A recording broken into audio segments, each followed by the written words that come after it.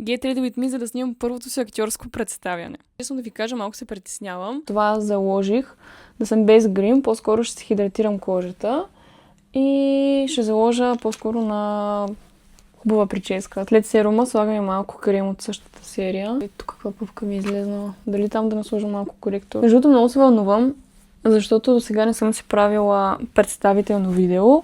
Гледах много, нали, как точно трябва да изглежда, какво точно трябва да казвам и да не казвам, колко дълго трябва да е.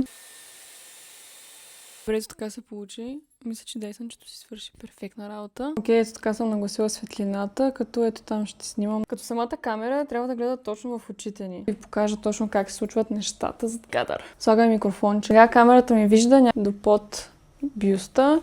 И имам някъде въздух, ето толкова от главата. Дубъл 1. Здравейте, казвам се Емиляна Иванова, на 23 години. Дали стана малко кринжвам. Това е първото нещо от кандидатстването за някаква роля. Пускаме си видеопредставянето. Кастинг директорите, ако видят, че отговаряме за самата роля визуално, вече преминаваме към следващия кастинг, а именно селф-тейпа, монолог или диалог, който вие реално играете самата роля. Ако мина на следващата стъпка от този кастинг, за снимане на селф-тейп и там ще ви взема с мен да ви покажа как минава ученето на монолога и снимането на селф-тейпа. Така че мисля, че ще бъде много интересно и много готино. Ай, чао!